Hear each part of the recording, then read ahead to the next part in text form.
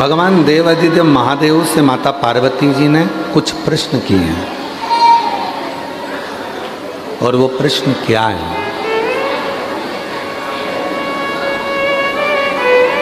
माँ पार्वती जी ने पूछा एक बार देवादिदेव महादेव से, अमृत कहाँ मिल सकता है? अमृत प्राप्ति का केंद्र बिंदु क्या है?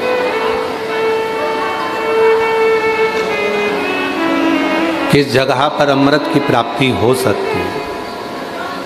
आज कथा का विराम दिवस है, थोड़ा सावधानी से कथा सुनिएगा।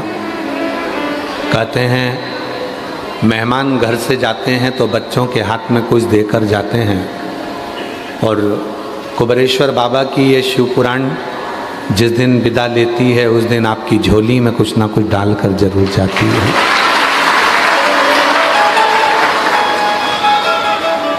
पार्वती जी ने पूछा भगवान शिव जी से कि अमृत प्राप्ति का स्थान कौन सा,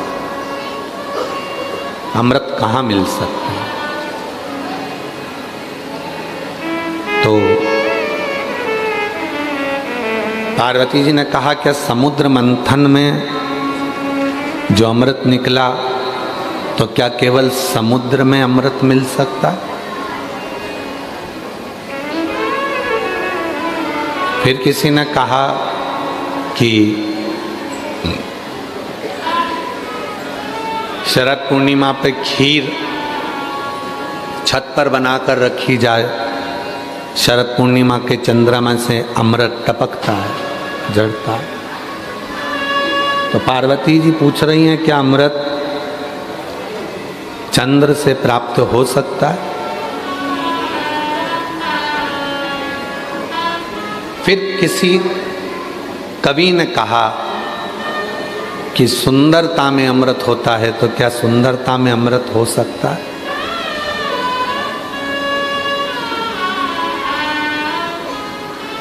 शिव जी मुस्कुराए और भगवान देवादिदेव महादेव ने मुस्कुराकर पार्वती जी को उत्तर दिया। जिंदगी में धर्म पत्नी अगर कोई प्रश्न करती है तो उसका उत्तर पति को हमेशा मुस्कुरा के ही देना चाहिए। कारण मुस्कुराकर यदि उत्तर दिया जाता है तो उसमें कहीं विवाद नहीं होता, और अगर चिढ़कर उत्तर दिया जाता है तो उसमें विवाद खड़ा हो जाता है, बहुत विवाद होता है। कुछ पूछा है आप उत्तर दो। अर्धांगिनी है तुम्हारी, पत्नी है तुम्हारी, पूछ सकती है, तुमसे प्रश्न कर सकती है, तो तुमको उत्तर तो देना चाहिए।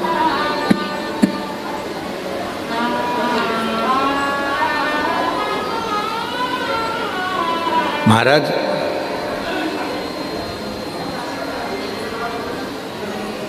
रामचरितमानस मनुष्य को जीना सिखाती है, श्रीमद् भागवत मनुष्य को मरना सिखाती है, और शिव महापुराण की कथा संसार में जन्म लेने के बाद जिंदगी कैसे जीना चाहिए ये शिव महापुराण की कथा बताती है।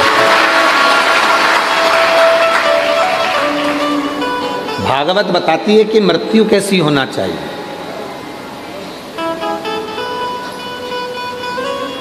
बाणों की सैया पर पड़े हुए भीष्म पितामह भगवान कृष्ण उनसे मिलने के लिए आते हैं और भीष्म पितामह से कहते हैं कि अब तुम अपने प्राणों को त्यागते क्यों नहीं हो, तुम मरते क्यों नहीं हो, प्राण क्यों नहीं छोड़ते? और भीष्म पितामह कहते हैं कि जिस बाप की बेटी अगर कुंवारी हो और उसकी शादी ना हो तो बाप कैसे मर जाए? भीष्म पितामह से भगवान कृष्ण ने पूछा कि तुम्हारी लड़की है? हाँ, मेरी एक बेटी है। पूरे हस्तिनापुर में चर्चा हो गई कि भीष्म पितामह की भी कोई लड़की है, बेटी है, और जब तक उस बेटी का वो विवाह नहीं कर देते तब तक भीष्म पितामह मरेंगे नहीं, प्राण नहीं छोड़ेंगे। अर्जुन ने युधिष्ठिर से कहा, बड़े भैया पितामह ने तो शादी नहीं करी, फिर उनकी लड़की कहाँ से आ गई?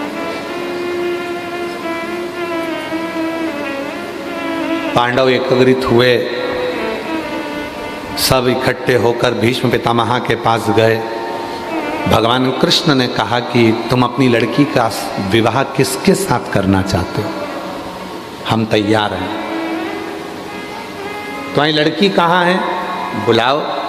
विवाह किसके साथ करना है बताओ। भीष्म पितामह ने कहा, मैं अपनी लड़की का विवाह कृष्ण तुम्हारे साथ करना चाहता हूं।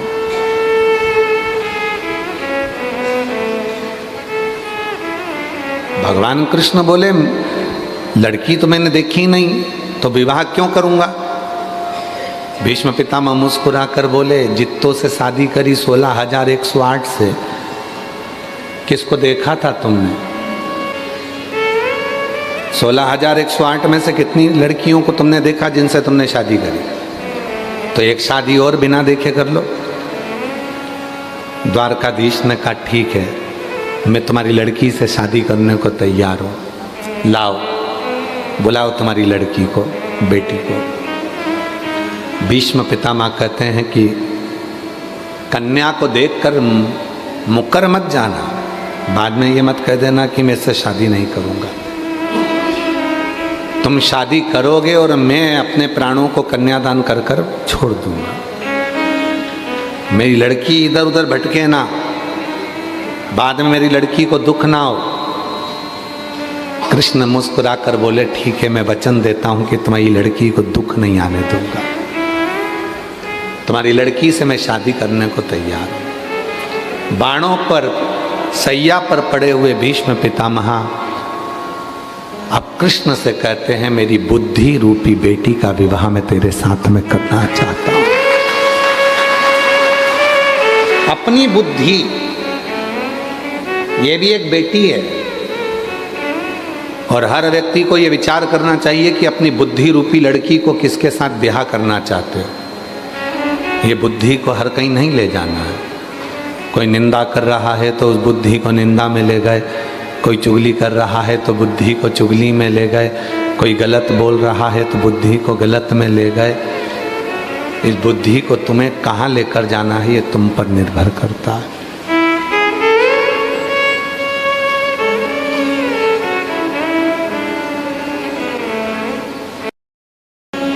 बंसल जी, आज के समय में ये जितने भी श्रोता बैठे हैं और जितने बाहर बैठे हैं और जितने ऑनलाइन सुन रहे हैं अपने अपने घरों में बैठकर, मोबाइल पर, व्हाट्सएप पर, इंस्टाग्राम पर, फेसबुक पर, जितने भी सोशल मीडिया पे सुन रहे हैं, मैं एक एक श्रोताओं से, जितने टीवी पर सुन रहे हैं और जितने यहाँ सुन रहे हैं, मैं सबको खड़े होकर पूछ सकता हूँ कि आपने कहाँ तक पढ़ाई करी है।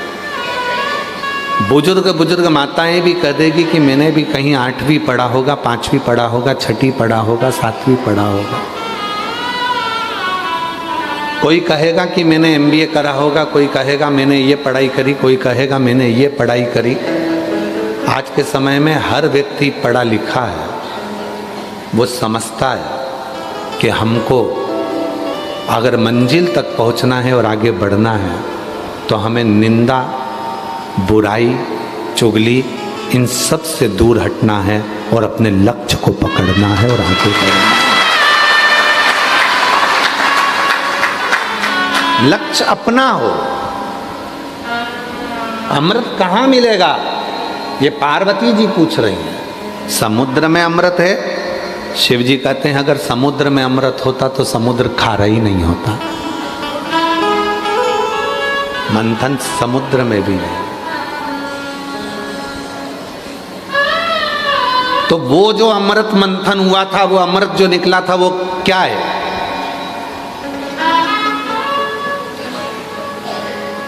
शिव जी ने कहा, वो तो विचारों का मंथन है। और विचारों का जब मंथन होता है तो उसमें जो अमृत निकलता है वो जीवन को सुख देता है। आज हम एक बात इस व्यासपीठ से, काशी की भूमि से कहना चाहेंगे। प्रत्येक पति और पत्नी को अपने कमरे में आने के बाद मोबाइल को टेबल पे साइलेंट कर कर पटक देना चाहिए। पति कमरे में आया, पत्नी कमरे में आई, दोनों के मोबाइल साइलेंट कर कर एक कोने में पटक दो और अपने अपने विचारों का मंथन करो। पत्नी के पास बहुत सारी बातें हैं जो तुमसे कहना चाहती है, पर तुम ऐसे हो कि उसकी बातों को सुनना ही नहीं चाहते। पति कहते हैं ये निंदा करेगी, बुराई करेगी अपनी सास की, ससुर की, परिवार की। ठीक है, किससे कहेगी वो? अपना मन हल्का करने के लिए अपने पति से ही तो कहेगी। अगर पड़ोसी से कहना चालू कर देगी तो तुमको काली मिर्ची लग जाएगी।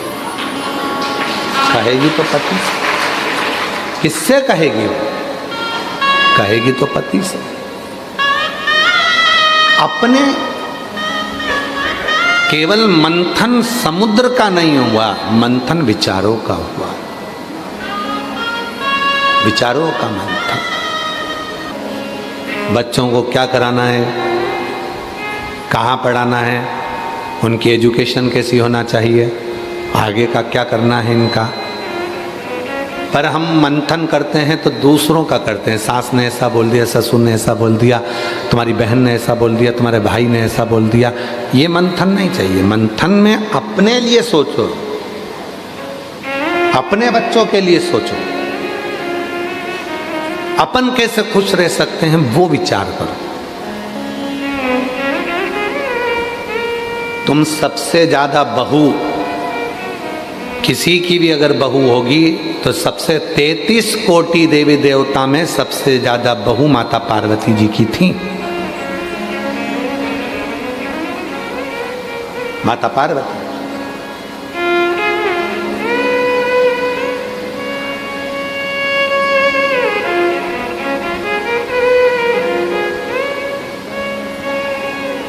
कई माताएं कह देती हैं कि हम हमारी बहू को निभा रहे हैं, बहुएं कहती हैं हम हमारी सास को निभा रहे हैं। मेरी जीजियों कोई किसी को नहीं निभा रहा, समय चक्र निभा कर चल रहा है और तुम उस परिधि के अंदर चल रहे हो। निभाना किसको कहते हैं? कभी विचार करना माता पार्वती जी की बहुओं को देखकर।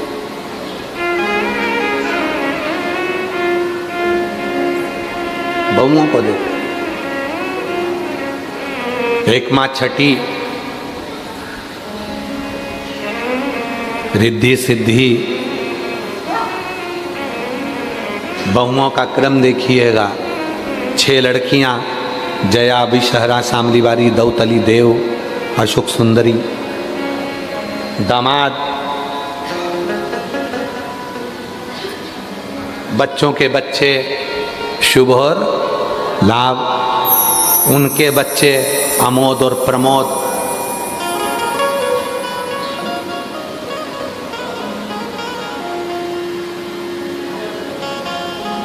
फिर उनके बच्चे आनंद और कीर्ति।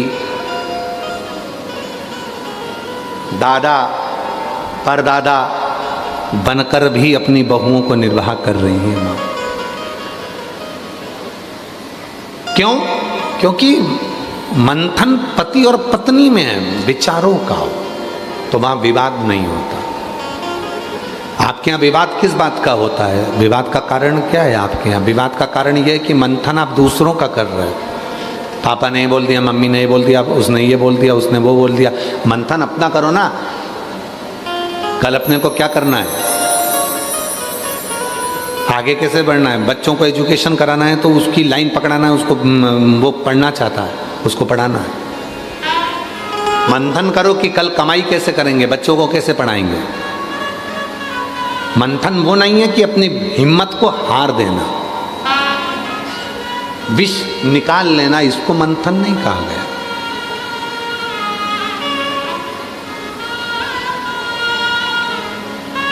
अभी कल एक न्यूज़ हमारा आशीष हमको दिखा रहा था कि एक बाप ने अपने बच्चे को ही बहते हुए नहर में पानी में फेंक दिया। माँ अपने एक बच्चे को लेकर चली गई, बाप के पास एक बच्चा रह गया, दोनों में लड़ाई झगड़ा चल रहा था और बच्चे से क्या तुमने निकाला, ये अमृत नहीं है, ये विष है, इसको अमृत नहीं कहेंगे। अमृत उसको कहा गया पार्वती जी ने पूछा क्या समुद्र में से निकला वो अमृत है? शिव जी कहते हैं अगर अमृत समुद्र में होता तो समुद्र खारा नहीं होता। लोग कहते हैं शरद पूर्णिमा पे चांद में से अमृत झड़ता है, लोग अपने अपने घर की छत पे खीर बना बना के रख देते, पीते हैं तो भी मर जाते हैं। तो क्या अमृत चंद्रमा में है? शिव जी कहते हैं अमृत चंद्रमा में होता तो वो घटता नहीं, बढ़ता नहीं, हर बार घटता है, हर बार बढ़ता है, उसमें भी अमृत नहीं है। अमृत के सुंदरता में होता है, तो जो कुरूप है क्या वो मरते नहीं है? अमृत कहाँ है? तब शिव जी पार्वती जी को नंदी पर बिठाए और अमरनाथ ले गए। यही अमृत के लिए अमरनाथ लेकर गए। लोग पूछते हैं अमरनाथ की गुफा में क्या हुआ था। आज विश्वनाथ जी की धरा से इस कथा को सुन लेना कि पार्वती के प्रश्न थे, क्या अमृत समुद्र में है, क्या अमृत चंद्र में है, क्या अमृत संसार में है। तब शिव जी उत्तर देने के लिए पार्वती को अमरनाथ की गुफा में ले गए। नंदी को बाहर छोड़ा, गंगा जी को बाहर छोड़ा, सर्प को बाहर छोड़ा, शिव जी अमरनाथ की गुफा में प्रवेश कर गए। आप सबको मालूम होगा कि 2 बार शंकर जी ने गंगा को अपने सिर से उतारा था। कितनी बार भगवान शंकर ने गंगा जी को अपने सिर से उतारा? 2 बार भगवान शंकर जी ने गंगा को अपने सिर से उतारा था। एक बार जब भगवान शिव विवाह कर रहे थे तब गंगा को सिर से उतार दिया था। अगर गंगा सिर पे रहती 7 भावर पड़ जाती तो गंगा अर्धांगिनी हो जाती, इसलिए उतार दिया। दूसरी बार गंगा को उतारा था जब अमरनाथ जी की गुफा में कथा को श्रवण कराने के लिए गए, अमृत तत्व को बताने के लिए गए, तब गंगा को बाहर छोड़ दिया। तुम भीतर प्रवेश नहीं कर सकते। सर्प को, नंदी को, सबको उतार कर शिव जी अंदर गए और पार्वती जी के प्रश्न का उत्तर, अगर आप लोगों ने अमरनाथ की कथा का स्मरण यदि करा होगा स्कंद पुराण से, तो कुछ प्रश्न दिए गए, उन प्रश्न का उत्तर शिव दे रहे थे और शंकर भगवान ने तुरंत सारे प्रश्नों के उत्तर का निचोड़ दे दिया। हे पार्वती, संसार का मनुष्य जान नहीं पाता, अमृत उसके कंठ में, उसकी जिह्वा पर बैठा हुआ होता है, कंठ में। आप अपने कंठ से जब निंदा कर रहे हो, बुराई कर रहे हो, अपशब्द कर रहे हो, ताना दे रहे हो, गाली दे रहे हो, आड़ा टेढ़ा बोल रहे हो, तो तुम्हारे कंठ पर विष भरा पड़ा है। और जब आपके अंदर शिव तत्व होगा तो कोई निंदा भी करेगा, बुराई भी करेगा, गाली भी देगा, तो वो अमृत ही झड़ेगा, अमृत ही झड़ेगा। उसमें कुछ दूसरा झड़ना ही नहीं है। चलो एक बात और सुनो, ये एक घड़ा है, उस घड़े में घी भरा है, उसको तुम गाड़ी में लेके जा रहे हो तो उसमें से पानी झलकेगा कि घी झलकेगा? जम के तो बोलो घी। पानी का घड़ा लेकर जा रहे हो और उसमें को गाड़ी में लेके जा रहे हो तो उसमें से गन्ने का रस झलकेगा, घी झलकेगा, तेल झलकेगा कि पानी झलकेगा?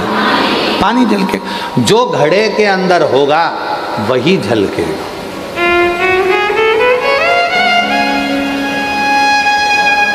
आज हमारे बीच में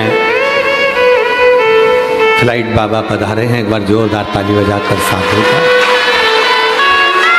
बड़े दिव्य संत हैं।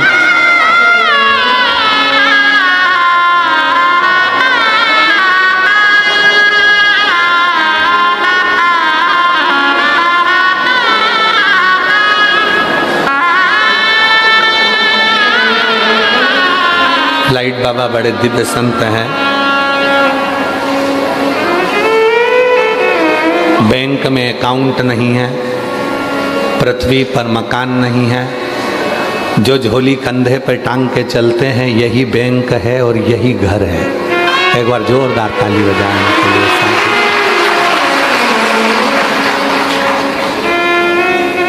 जो कंधे पर झोली लेकर चले हैं वही बैंक का अकाउंट है और वही घर है। हाँ वो तो है ही। शिव एक बार जोरदार ताली बजाएं फ्लाइट बाबा को। बड़ी कृपा है। कहीं कहीं कथा में शिव जी की कृपा से फ्लाइट से नीचे उतर कर आ जाते हैं। ये तो कहीं और हमने देखा है इनका सही एयरपोर्ट तो हमारी शिव पुराण की कथा ही है या बापू की राम कथा है। आज हम एक बाबा जी को कहेंगे, सतुबा बाबा जी को भी, फ्लाइट बाबा जी को भी, आज हमको एक बड़ी खुशी की बात कि हमारे भारत के ऐसे संत जिन्होंने राम कथा के माध्यम से पूरी दुनिया को राममय करा। गुजरात की भूमि से जो धारा निकली परम पूज्य मुरारी बापू जी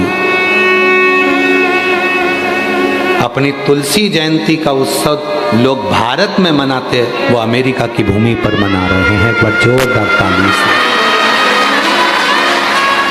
विचार करना। हमारे भारत के सनातन धर्म को अमेरिका तक लेकर गए हैं परम पूज्य मुरारी बापू जी, और जो तुलसी जयंती को भी अमेरिका में मना रहे हैं बाबा जी। तुलसी जयंती अमेरिका में, और वहाँ के सनातनियों को एकजुट कर रहे हैं कि रामचरितमानस के तत्वों को पढ़ो, अध्ययन करो और अपने अंदर उतारो। ऐसे भारत के संत परम पूज्य मुरारी बापू जी के श्री चरणों को नमन करता हूँ, जो इस भारत की भूमि से रामचरितमानस को लेकर देश विदेश तक भारत के गौरव संतों को पहुँचा रहे हैं, गौरवान्वित कर। शिव जी अमृत दे रहे हैं और भगवान भोलेनाथ जी ने अमरनाथ की गुफा में अमृत तत्व को बता दिया। वो अमृत कहाँ है? आपके जिह्वा में, कंठ पर। बात चल रही थी घड़े की। तेल का घड़ा ले जा रहे हो गाड़ी में, उसमें से पानी झलकेगा? नहीं, उसमें से तेल झलकेगा। जिसके अंदर शिव तत्व का अमृत भरा होता है, उसके वाणी से वो शिव तत्व का अमृत झलकता है। जिसके अंदर बुराइयां भरी होती है, उसके अंदर से बुराई झलकती है। जिसके अंदर गाली भरी होती है, उसके मुख से गाली झलकती है। जिसके अंदर अहंकार भरा होता है, उसके मुख से अहंकार झलकता है। जिसके भीतर ज्ञान होगा तो ज्ञान झलकेगा। ज्ञान। और इस व्यासपीठ को कहूँ मैं, कई लोग बहुत अपशब्द कहते हैं। कोई कहता है सियोर वाला बाबा ये गलत करा, वो गलत करा, वो गलत करा, पर हमारे अंदर केवल शिव तत्व भरा है। हम कुछ नहीं जानते। एक लोटा जल सारी समस्या का जो है वो हमारे पास से झलकेगा। इसके सिवाय हमारे पास निंदा झलकने का कहीं सार तत्व ही नहीं, कोई सार। और बाबा जी कहूँ एक बात, अगर कोई भूल से भी आपके पास में आकर कह देना कि सियोर वाले बाबा ने तुम्हारे लिए ऐसा बोला या किसी व्यक्ति के लिए वैसा बोला, हमारे पास इतना समय नहीं रहता कि हम किसी के लिए कुछ बोलें। हमारे 24 घंटे हर पल हम जब अपने कमरे से ही नहीं निकलते तो हमारी वाणी से केवल श्री शिवाय नमस्तुभ्यम ही निकलता रहता। हमें कोई मतलब, कौन अच्छा कौन बुरा संसार के लोग जाने, हमारे पास नहीं है वो चीज। हम तो भगवत, हम तो बाबा के भरोसे चलते, हम तो बाबा के भरोसे चलते। और वो अमृत है मेरे शिव का। अमरनाथ की गुफा में बैठकर भगवान शंकर पार्वती जी को अमृत का महत्व समझा रहे हैं कि पार्वती तेरी जिह्वा में, तेरे कंठ पर अमृत भरा। याद करो,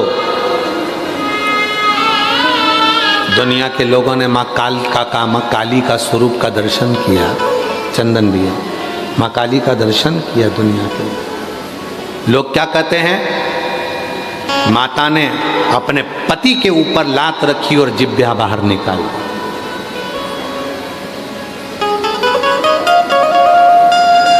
कौन है पार्वती जी? शक्ति। कौन है पार्वती जी? शक्ति। अब जरा विचार करिएगा, जब आद्य शक्ति कोई अपनी पूरी शक्ति का प्रहार कर दे तो कोई बचेगा? पूर्ण शक्ति का प्रहार कर दे तो कोई बचेगा?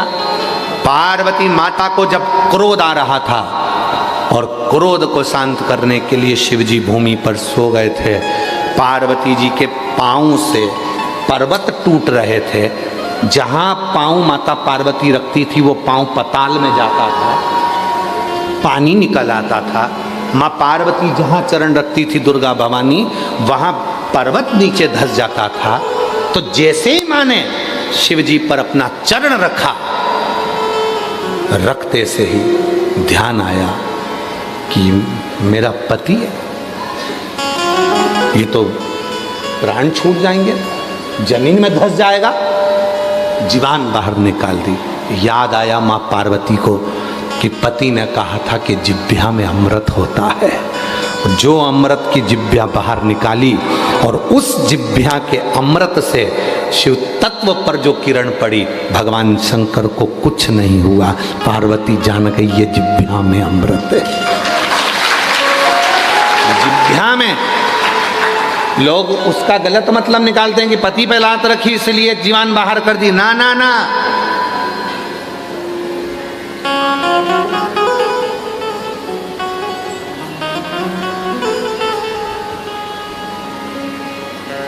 एक मातृत्व प्रेम किसको कहते हैं? छिन्नमस्ता माता का कभी नवरात्रे में आप लोग कभी स्मरण करें, देवी भागवत का पाठन करें, पढ़ाई करें, तो उसमें आपको आएगा शिव जी ने जब एक बार बहुत विष को धारण कर लिया था तो शंकर भगवान को भी माता पार्वती ने स्तनपान करा दिया था, विष को समाप्त करने। अमृत कहाँ है? अमृत है हमारी जिह्वा में, अमृत है हमारी वाणी। और वाणी ऐसी जो मन का आपा खो।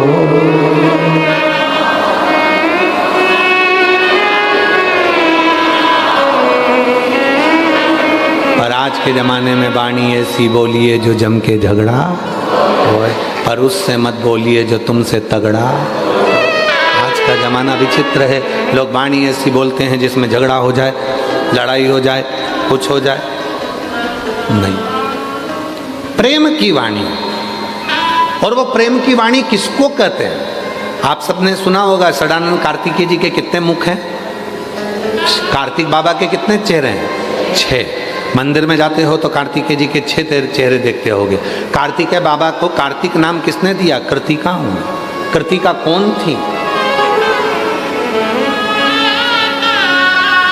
कौन थी कृतिका? अरे भाई, भगवान शंकर के तेज पुंज को लेकर अग्नि देवता चले। इतना तेज था उस तेज पुंज में, इतनी अग्नि थी उस तेज पुंज में, कोई दूसरा देवता उस अग्नि को अपने पास में नहीं रख सकता। तो अग्निदेव ने उसको झेला। अग्निदेव स्वयं अग्नि, फिर अग्नि से भी वो ना झिलाया, तेज पुंज गंगा जी को दे दिया। मां गंगा जी को दिया। गंगा जी उस तेज पुंज को लेकर आगे बढ़ी तो गंगा जी के जल में उछाले पड़ने लगे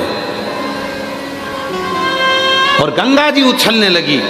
कहते हैं घाटों को गंगा जी ने छोड़ दिया, इतनी उछली मां गंगा, इतनी उछली। गंगा जी ने उस तेज पुंज को देखकर विचार करा, क्या करें हम इसका? तो गंगा जी ने 6 धार बना दी, 6 धार, 6 स्वरूप बना दी। वो 6 स्वरूप एक वन में आ गए, घाट पे किनारे लग गए। पूछा अब क्या होगा इन 6 बच्चों का? क्या होगा? और शास्त्र क्या कहता है?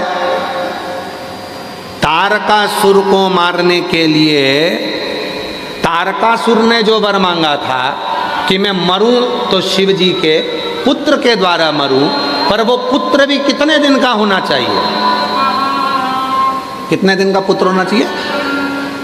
महाराज, पद्म पुराण कहती है, ब्रह्म वैवर्त पुराण कहती है, शिव महापुराण वर्णन करती है, लिंग पुराण कहती है, नर्मदा पुराण कहती है, स्कंद पुराण कहती है कि तारकासुर ने वर मांगा कि मेरे प्राण छूटें तो शिव जी के पुत्र के द्वारा छूटें, और वो पुत्र भी कितना बड़ा होना चाहिए? 7 दिन का।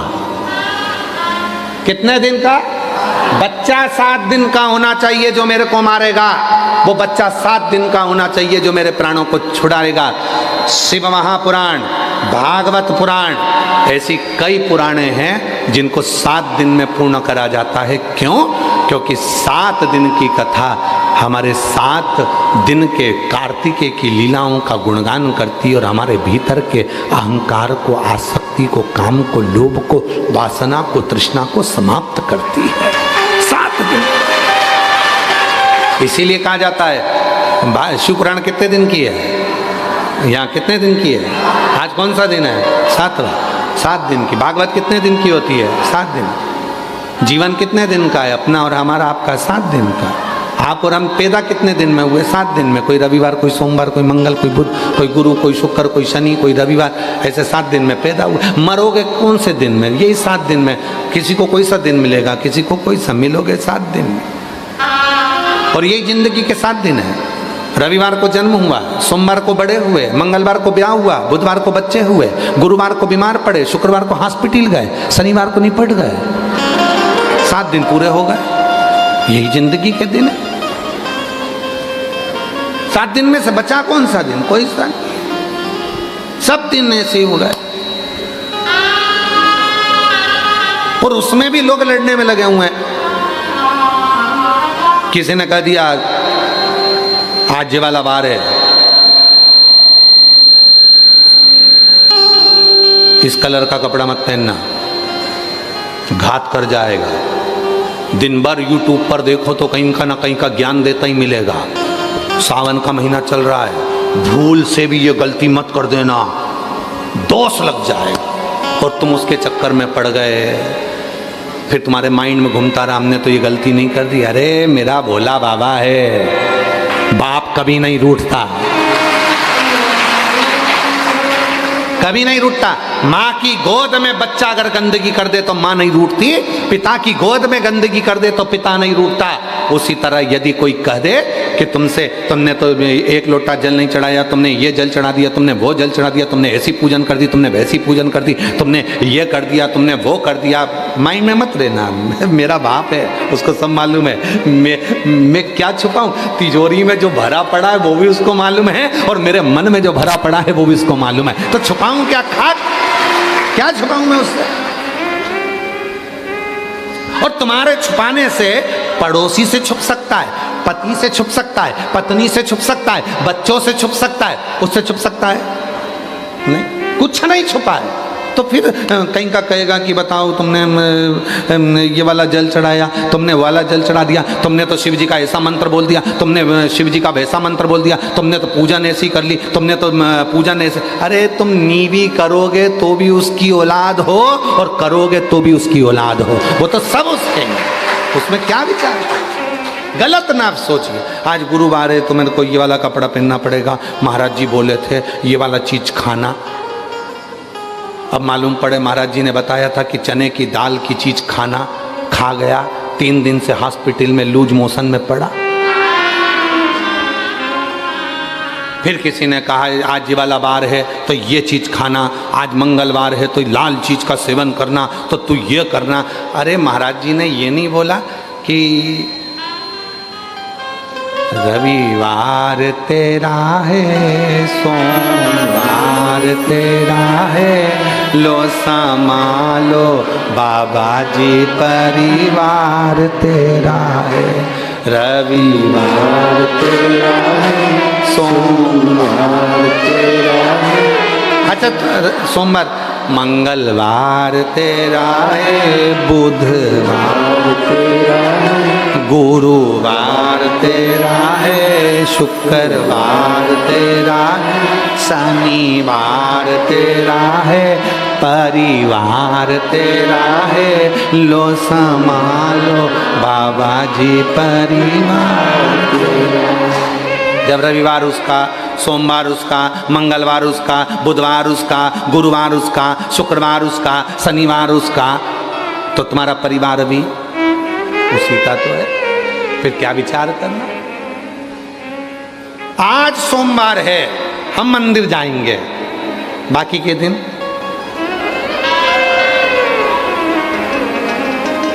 होटल में मेरा नाम चिन चिन चू, बाकी के दिन होटल में यही काम करेंगे।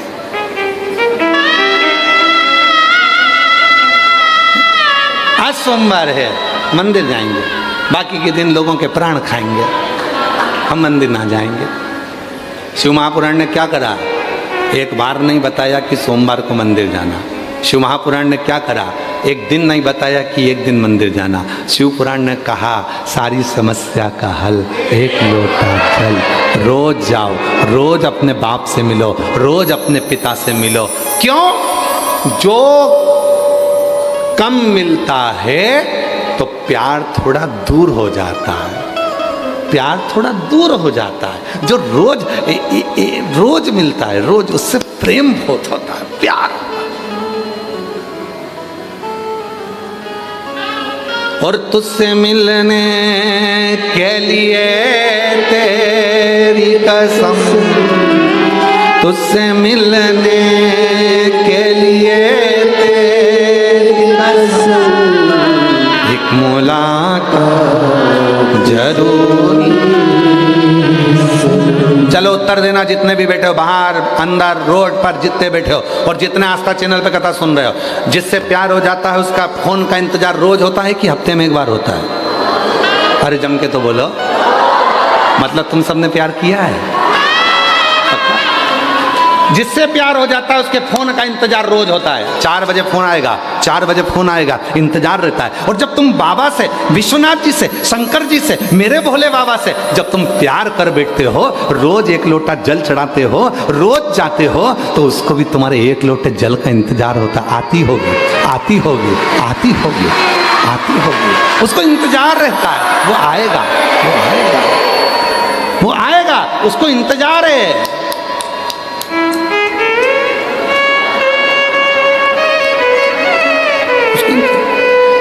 नंदी कमला नहीं आई रे, नंदी गया देखने के लिए काल भैरव तक, काल भैरव को सूचना दी, देख तो रे कमला क्यों नहीं आई रे। काल भैरव ने संकट मोचन को सूचना दी, देख क्या इसको कौन सा संकट आ गया, जा जल्दी जा। संकट मोचन गए, संकट मोचन ने महागौरी के पास गई, महागौरी से कहा जाओ देखो जरा कमला नहीं आई। इतने में महागौरी ने संकट मोचन जी से कहा चल दी है घर से लोटा लेके। आ रही थी, गोबर में पांव फिसल गया था, वापस गई घर, इसलिए थोड़ी लेट हो गई है। आ रही, खबर पहुंची काल भैरव जी के पास। काल भैरव ने दी नंदी को, नंदी को। नंदी ने जाकर विश्वनाथ जी से कहा चिंता मत करो, निकल गई है, आ रही है, आ रही है। और जब वो बुलाता है सारे रास्ते क्लियर कर देता है, चल जाता है। नौकरी करने के लिए कितने लड़के लड़कियां बैठे हैं जो अप्लाई करते हैं, जो नौकरी के लिए अप्लाई कर रहे हो आप लोग, तो नौकरी करने वाले लड़का लड़की फॉर्म भरते हैं। जब रेलवे की नौकरी निकलती है, शिक्षक की नौकरी निकलती है, पुलिस की नौकरी निकलती है, आर्मी की नौकरी निकलती है, सारी पीडब्ल्यूडी की नौकरी निकलती है, गवर्नमेंट की जितनी नौकरियां निकलती हैं उसके लिए लाखों फॉर्म भराते हैं बाबा जी, लाखों फॉर्म भराते हैं। क्या सबका सिलेक्शन हो जाता है? जम के बोलो नहीं। लाखों में से कुछ हजार, हजार में से भी फिर 100, 200, 500 उनका सिलेक्शन होता है। आप खुश होना, काशी में मुस्कुराना कि इतनी सारी काशी भरी पड़ी है, पर उसमें से कथा सुनने का सिलेक्शन हमारा हुआ है। सिलेक्शन, और ये नौकरी पक्की हो गई, तनख्वाह उसकी चालू हो गई। 3 महीने बाद मिलना प्रारंभ। जिसने कथा सुनी, बाहर सुनी, अंदर सुनी, कहीं पर भी बैठकर, सोशल मीडिया में, मीडिया में, टीवी पर, कहीं पर बैठकर सुनी, तुम्हारी तनख्वाह पक्की हो गई, निश्चित।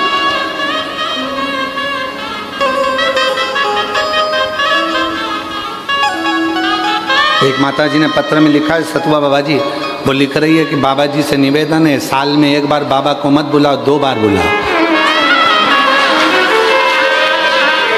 अरे हमने तो कल भजन करा था, उसमें बोला था, विश्वनाथ जी हमारा घर भी बना दे तो क्या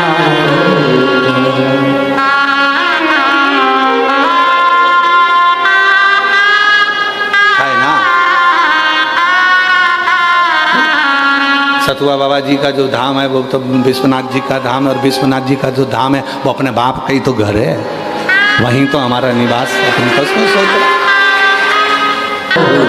प्रेम करो भगवान से, और जब बाबा से प्रेम हो जाएगा फिर कुछ नहीं सूझेगा, फिर तो वो इंतजार करेगा, आएगी आएगी और आएगी, फिर वो बोल के जाएगी। कई लोग कह देते हैं कि भगवान से कभी कुछ नहीं मांगना चाहिए, सियोर वाले महाराज ने तो सबको मांगना सिखा दिया। जो आता है शिव जी के मंदिर में, कहीं गेहूँ चढ़ा जाता है, कहीं ये चढ़ा जाता है, कहीं वो चढ़ा जाता है। अरे सियोर वाले महाराज जी ने सबको मांगना सिखा दिया। अरे मांगना इसलिए सिखाया क्योंकि हमने अपने बचपन में सीखा था। जब हम छोटे थे अपनी मम्मी से कहते थे, मम्मा आज चटनी अच्छी बनी है, 1 रोटी और ला दो। माँ खुश होकर 2 रोटी देकर जाती थी। पापा मुझे ये खिलौना अच्छा लगा है, पापा खिलौना दिला देते थे। उसी तरह भगवान विश्वनाथ हमारे बाप हैं, अपने पापा से नहीं मांगेंगे तो क्या पड़ोसी से मांगेंगे? अपने पिता से मांगे ना। सनातन धर्म में और अन्य धर्म में यही अंतर है। सनातन धर्म परमात्मा को पाना चाहता है, और अन्य धर्म उनका पेट ही नहीं भरा है अब नीचे आने के बाद, तो भी उनको एक से बढ़कर एक हूर चाहिए। तो भी सनातन धर्म में परमात्मा से प्यार किया जाता है। यहाँ परमात्मा, उनको तो ईश्वर से, ईश्वर से। और तुझे ना देखूं तो मुझे आता, तेरे सिवा कोई मुझे भाता ही नहीं कुछ। जब तक शिव ना दिखे, जब तक शंकर ना दिखे, जब तक विश्वनाथ ना दिखे, जब मैं रोज 1 लोटा जल चढ़ाने के लिए जाती हूँ, जिस दिन मैं जल चढ़ाने ना जाऊं उस दिन मेरे को बेचैनी हो। आज मैं गई नहीं, आज मैं मंदिर नहीं गई, आज मैंने कथा नहीं सुनी, आज मैंने सियोर वाला बाबा के कथा सुनी नहीं, टीवी पे नहीं सुन पाई, मोबाइल में नहीं सुन पाई, बेचैनी लगने लगे, तो समझ लेना कि कहीं मुझे प्यार हुआ तो नहीं। इसी को इसमें कहते हैं, ये शिव से प्रीत है, ये शंकर से प्रीत है, ये भगवान से प्रीत है, हम उससे जुड़ जाएं। तेरे सिवा कोई मुझे भाता, मेरे दिल में कोई और आता नहीं। ये इसी को प्रेम कहते हैं। कितना सुंदर कहा। विष्णु पुराण को पढ़िएगा, कूर्म पुराण को पढ़िएगा, अग्नि पुराण को पढ़िएगा, कितनी सुंदर बात कही विष्णु पुराण में। ब्रज की धरा पर जाकर, ब्रज की भूमि पर जाकर, अयोध्या की भूमि पर जाकर, जगन्नाथपुरी में जाकर, द्वारकापुरी में जाकर, मथुरापुरी में जाकर, जितनी पुरियां हैं इन सारी पुरियों में जाकर, जो उस पुरी में जाकर भगवान शंकर को ढूंढता है, उसे राम और कृष्ण सरलता में मिल जाते हैं, सरलता में मिल जाते। और हम क्या करते हैं, अयोध्यापुरी गए तो राम जी को ढूंढने का प्रयास करते हैं। आप अयोध्यापुरी जाना तो कभी शंकर जी का मंदिर ढूंढना, 1 लोटा जल शंकर जी के मंदिर को ढूंढना अयोध्या में और चढ़ा के आ जाना, राम जी तुम्हें ढूंढना चालू कर देंगे। कहाँ गई?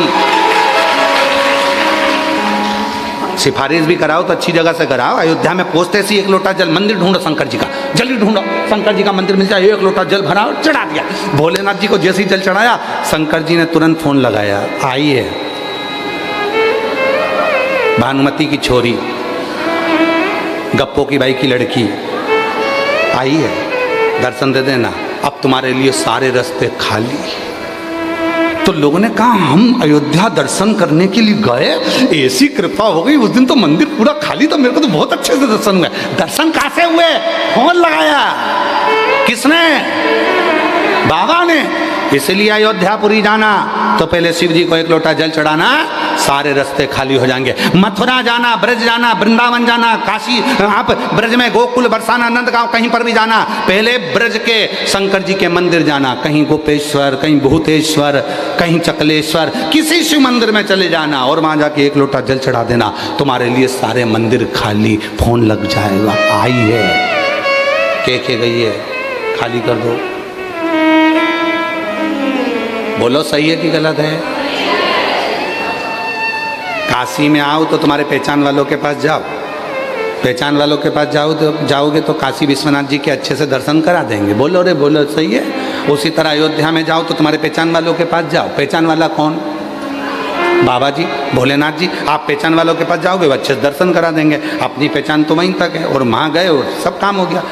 उज्जैनी जाओ, कहीं जाओ, तुम्हारी मर्जी पड़े, पुरियाँ जितनी है। जगन्नाथपुरी में जाना तो बाबा भुवनेश्वर का दर्शन कर एक लोटा जल चढ़ाकर भगवान शंकर को एक लोटा जल चढ़ाओ, जगन्नाथ जी के दर्शन अच्छे होंगे। द्वारकापुरी जाना तो द्वारकापुरी में प्रवेश करते सी दरवाजे में सीधे हाथ पर नीचे की ओर शंकर जी हैं, एक लोटा जल चढ़ाना, फिर अंदर जाना, पूरे रास्ते खाली, दर्शन आराम से होंगे। सप्तपुरियों में कहीं पर भी जाओ, शिव जी को एक लोटा जल चढ़ाओ, आपके लिए रास्ते खाली हो जाएंगे।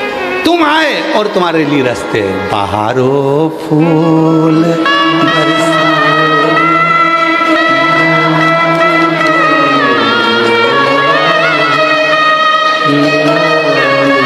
अरे मेरा बाबा का भक्त आया है, मेरे बाबा। आगे क्या? रागनी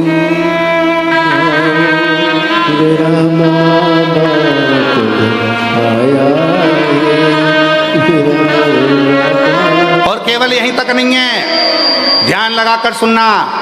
जितने लोग विश्वनाथ जी की पवित्र धरा से कथा श्रवण कर रहे हैं उनसे निवेदन करना चाहूंगा, जितने शिव जी की कथा को श्रवण कर रहे हैं उनसे निवेदन करना चाहूंगा, ये केवल यहीं तक नहीं है। शिव महापुराण की कथा में वर्णन आता है, यहां तक हमारे शास्त्र कहते हैं, जब कोई भगवान राम जी का भक्त प्राण को त्यागता है, कृष्ण जी का भक्त प्राण को त्यागता है, विष्णु जी का भक्त प्राण को त्यागता है, तो बैकुंठ से विमान आता है।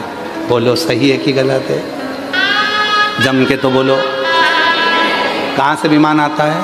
बैकुंठ। तुम बोल क्यों नहीं रहे? तुम्हारे लिए अभी थोड़ी ना आ रहा है, तुम बोलो तो।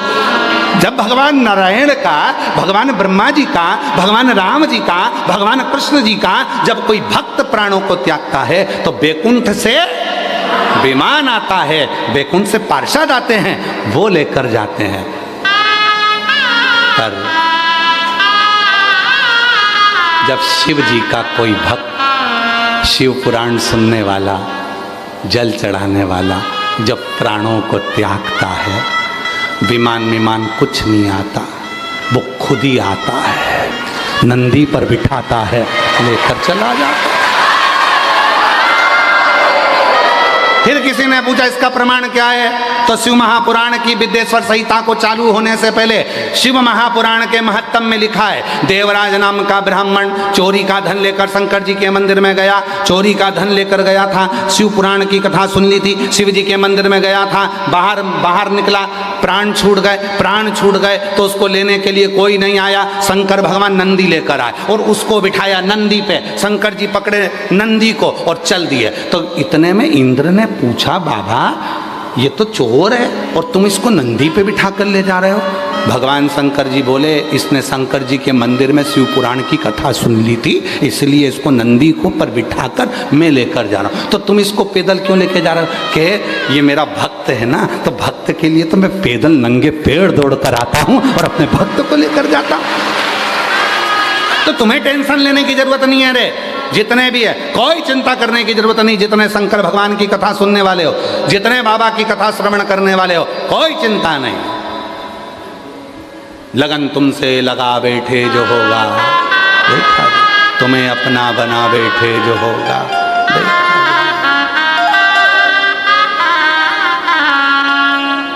हमें उससे लगन जोड़ी है, हमने उससे प्रीत जोड़ी है, उससे प्रीत। अब तारकासुर कह रहा है कि 7 दिन के बच्चे से भगवान शंकर के पुत्र हों, 7 दिन के हों, वो मुझे मारे। अब 7 दिन का बच्चा कैसे मारे, कैसे मारे? ठीक है, ब्रह्मा जी बोल दिए तथास्तु।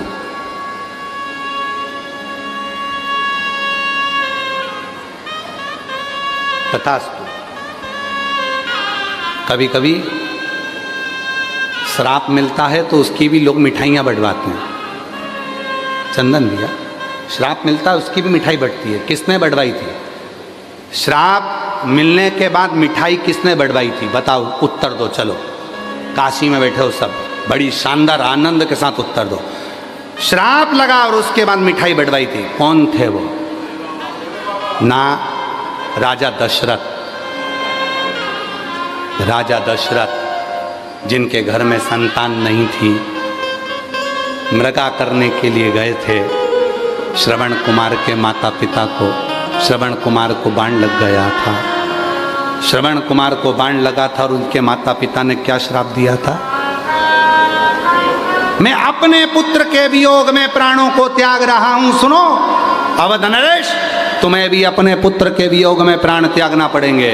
दशरथ जी ने आकर मिठाई बंटवाई। मेरे यहाँ तो बच्चे का चांस ही नहीं था।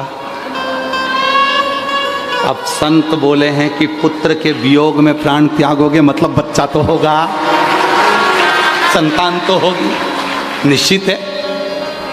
बंटवाओ जरा मिठाई बंटवाओ। भले मर जाऊंगा पर लोग ये तो नहीं कहेंगे ना कि औलाद नहीं थी। हो संत ने कहा मैं पुत्र के वियोग में प्राण त्याग रहा हूं, तो तुम्हें भी पुत्र के वियोग में प्राण त्यागना पड़ेगा। मिठाई बंटवा। पूरे अयोध्या में मिठाई बंटवा। तो लोगों ने पूछा मिठाई किस बात की है? तो क्या आज श्राप लगा? और कितनी सुंदर बात है बाबा जी, कितनी सुंदर बात है। जब कोई गाली दे, आप शब्द कहे, ताना दे, समझ लेना कि तुम्हारी उन्नति की सीढ़ी पे तुम चढ़ चुके हो, चढ़ चुके। दशरथ जी ने कहा मिठाई बंटवाओ, सब दूर। और सब दूर मिठाइयाँ बटी, सब। क्योंकि दशरथ जी को मालूम पड़ गया था मेरे घर में औलाद जरूर आएगी, पुत्र आएगा, पुत्र आएगा। अब उसके याद में मुझे प्राण त्यागना पड़ेंगे, ये भी पक्का है। पर अब आस्था की ज्योति तो जल गई ना कि आएंगे राम। अब ये तो हो गया ना कि आएंगे, ये तो पक्का है।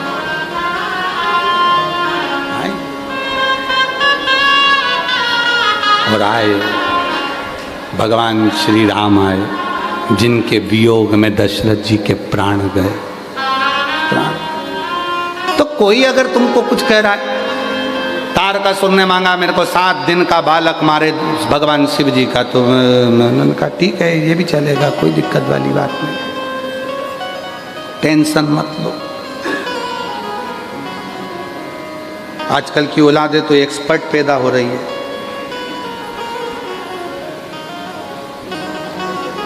एक्सपर्ट।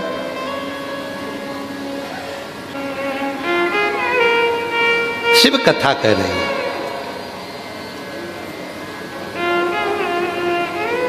गंगा मैया ने 7 बालक कर दिए। इन बालक को कौन पालेगा? तो कृतिका। कृतिका कौन?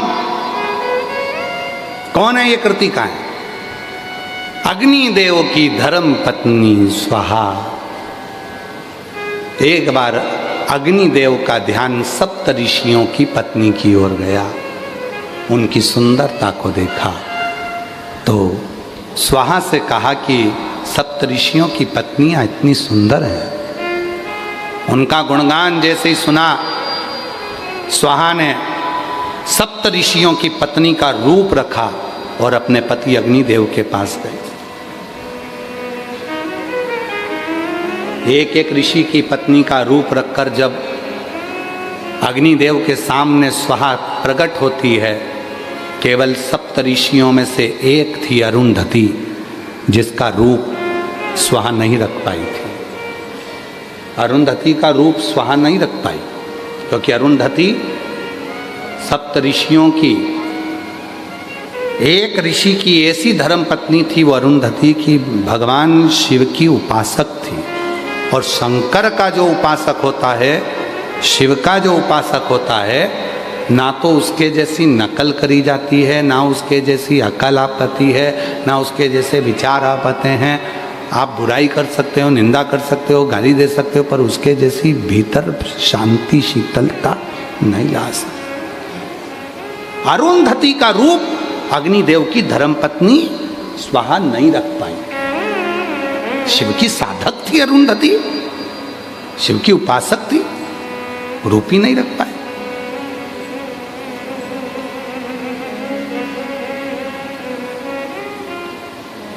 अब उसको चाहे, वो कहते हैं ना कि एक महाराज जी गांव में आए और गांव में आकर उन्होंने कहा, भैया हमको यहाँ कथा करना है, व्यवस्था करो, व्यवस्था करो, हमको कथा करना है। अब गांव के लोगों ने कहा कथा होती है? कहना हाँ। कैसी होती है? कहने लगे हम बोलेंगे तुम सुनना। तो कि उसके लिए व्यवस्था क्या चाहिए? तो कि बैठने की व्यवस्था करो। सरपंच साहब ने पूरे गांव में सूचना करवा दी, पंडित जी आए, कथा करेंगे, आओ। उन्होंने बिछात करी, सब बैठ गए। 3 घंटे की कथा थी, 1.5 घंटे में सब भग गए। 3 घंटे की कथा में 1.5 घंटे में सब भग गए। अकेले सरपंच साहब बैठे थे, अकेले। अब जो अकेले बैठे थे तो वक्ता भी बेचारा उसी को देख के कथा वाच रहा था। कथा पूरी हो गई। पंडित जी ने कहा, क्यों साहब सब चले गए, तुम नहीं गए? कि चला तो मैं कब का जाता, पर मेरी धोती पे तो तुम बैठे थे।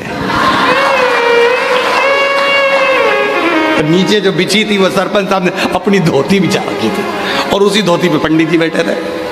चला तो मैं कब का जाता, पर धोती के चक्कर में बैठे थे, धोती के चक्कर। बाबा जी, कई लोग हमने कथा में देखा, पंडालों में कई लोग कथा सुनने के लिए आगे आगे जगह संभाल के बैठ जाते। क्यों? कैमरे में आएंगे, कैमरे में आएंगे, कैमरे में। अरुंधति का रूप नहीं रख पाएंगे। अग्निदेव की धर्मपत्नी स्वाहा जब अरुंधति का रूप ना रखी तो अग्निदेव ने 6 रूप को देखा। उसी समय पर अग्नि देवता ने कह दिया, स्वाहा ये तुम्हारे 6 रूप कृतिकाओं के रूप में संसार में पूजाएंगे। ये कृतिकाएं बनकर रहेंगी और ये कृतिका के रूप में वो 6 स्वरूप रहे, अरुंधति का रूप नहीं रख पाई।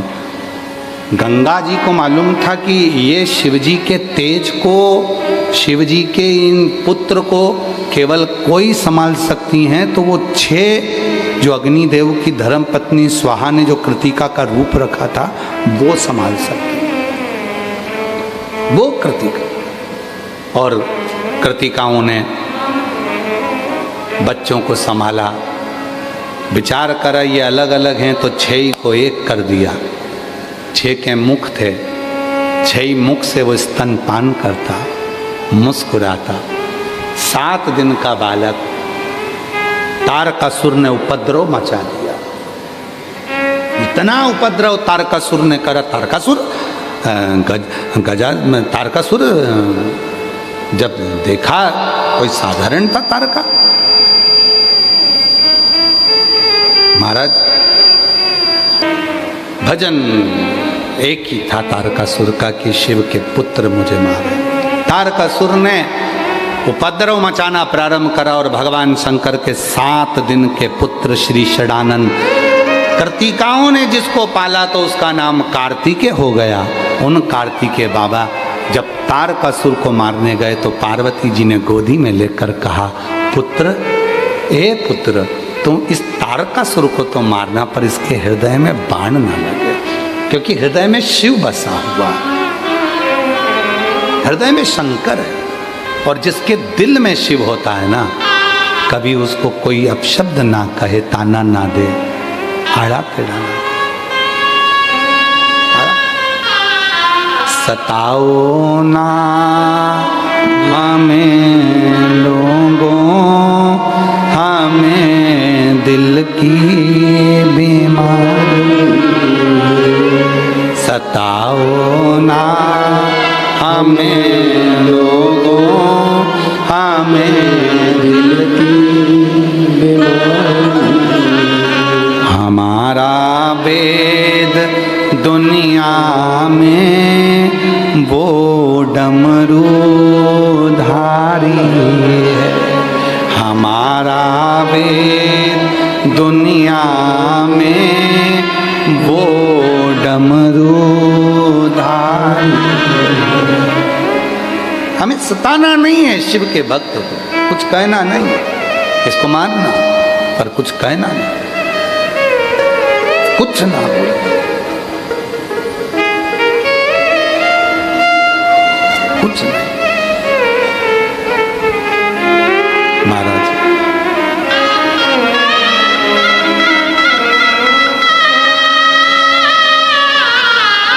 और उस पर चित्त गया। षडानंद कार्तिकेय जी ने मारा तारकासुर को, 7 दिन की अवस्था में मार दिया। 7 दिन की शिव पुराण भी हमारे भीतर के ना जाने कितने असुरों को मार देती है। आसक्ति, काम, लोभ, वासना, तृष्णा, कितने कितने असुर हैं। और सबसे भारी असुर है अपने अहम, अपना अहम।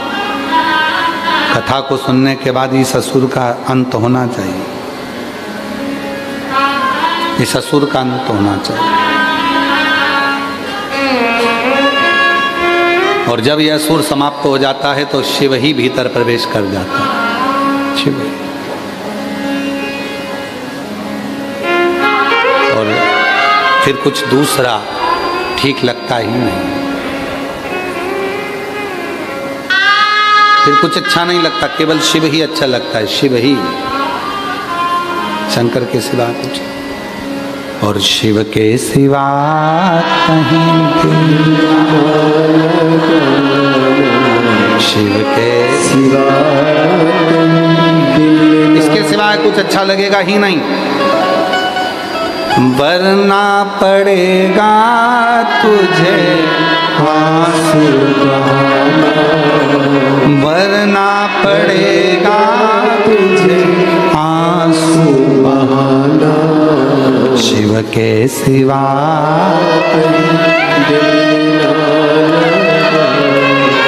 शिव के सिवा। और सुने लिंग पुराण का एक चरित्र सुने। एक शिव भक्त अपने प्राणों को त्यागा जा रहा था, यम के दूत उसको पकड़ लिए, कहा इसको तो नरक भोगना पड़ेगा। शिव के भक्त अपनी अड़भंगा में जले जा रहा था, इसको तो नरक भोगना पड़ेगा, इसने झूठ बोला, प्रपंच करा, छल करा, बेईमानी करी, कपट करा, सब कुछ करा, नरक भोगना है इसको। शिव का भक्त जा रहा था, वो बिल्कुल नहीं सोच रहा था, चले जा रहा। सामने आ गई बैतरणी, एक ऐसी नदी रक्तपीप से भरी पड़ी, उसको पार करना बड़ा कठिन है। जो दान करा होता है उसी से पार होते हैं।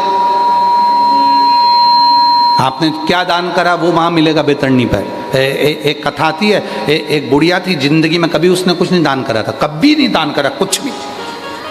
एक दिन बैठ के वो दरवाजे के बाहर बैठी थी, छोटा सा घर था, बाहर बैठी थी अकेली, गाजर खा रही थी।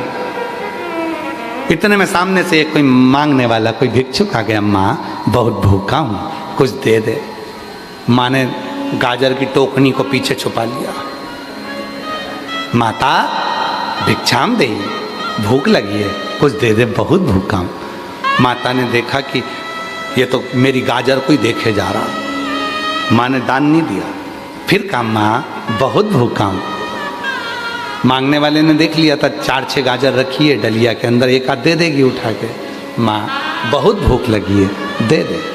बुढ़िया बहुत गुस्से वाली, यहीं खड़ा हो गया, जा ही नहीं रिया। गाजर गाजर गाजर, और बुढ़िया खा रही थी गाजर, उसको और 4-6 बार खा गई, और 4-6 बार खा गई, और नीचे नीचे का ठूठ उसके कटोरे में डाल दिया, ले खा ले, जा पीछा छोड़ मेरा, खाने भी नहीं देगा। वो ठूठ लेकर गया, नीचे नीचे का गाजर का खा गया, पेट भरा थोड़ा। बुढ़िया 6 महीने बाद मर गई, ऊपर गई, बैतरणी के तट पर रोक दिया, क्योंकि जो दान करा होता है वही मिलता है, इसके लिए कुछ नहीं आ रहा था। इतने में सामने से गाजर आ रही थी बुढ़िया के लिए। आवाज आई, ए बूढ़ी, ए बुढ़िया, गाजर को पकड़ लो, तुम बैतरणी पार हो जाओगे। ये वो नदी है जहां दान किया जाता है, वो सामने आता है और उसको पकड़कर पार उतरा जाता है। बुढ़िया ने गाजर पकड़ ली। बुढ़िया के रिश्तेदार इससे ज्यादा कंजूस थे, उन्होंने कुछ नहीं दान करा था तो सब बैतरणी पे पड़े थे। उन्होंने तुरंत देखा अपनी बुढ़िया, अपनी काकी आई है, अपन भी पकड़ लो। उन्होंने गाजर पकड़ ली, रिश्तेदारों ने, उन्होंने देखा ये तो मेरी देवरानी, ये जेठानी, ये मेरी मौसी, ये मेरी मामी, ये मेरे रिश्तेदार, ये मेरी बुआ, सब यहीं, सबने पकड़ ली। अपनी बहन की गाजर है, पकड़ो। और सबने गाजर पकड़ ली, और किसी किसी से गाजर नहीं पकड़ा, यही तो बुढ़िया के पांव पकड़ लिए गुस्से। अब बुढ़िया गाजर चली बैतरणी पार होने के लिए, सबने पकड़ रखी थी। बुढ़िया के मन में आया, मेरी गाजर काय को पकड़ाऊं इनको, इन्होंने मेरा कौन सा साथ दिया था। एक को धक्का मारा, नीचे पटक दिया, दूसरा को धक्का मारा, नीचे पटक, तीसरे को धक्का मारा। देवरानी बहुत तेज थी, उसने पांव पकड़ के रखा, नहीं छोड़ो, जा नहीं छोड़ो। और वो देवरानी ने पांव नहीं छोड़ा, और बुढ़िया गाजर से छोड़ छोड़, अब नहीं छूटे तो उसने एक हाथ से उसको छुड़ाया, जब एक हाथ से नहीं छूटी तो दूसरी से भी छुड़ाया। गाजर बेकूं चली गई, बुढ़िया उन सब नीचे रह गई। इसलिए सारी समस्या का हल एक लोटा जल। तुम जो शिव जी को एक लोटा जल चढ़ा रही हो, बैतरणी का रास्ता तुमको नहीं देखना पड़ेगा, तुम्हें गंदी नदी नहीं मिलेगी। तुम्हारे लिए तो जो एक लोटा जल दिया है, उसकी पवित्र नदी गंगा बहकर आएगी और तुम्हें पार कर देगी। जो तुमने धर्म करा, जो तुमने दान करा, जो तुमने पुण्य करा, सत्कर्म करा, वो सामने सम्मुख आएगा, वो सामने।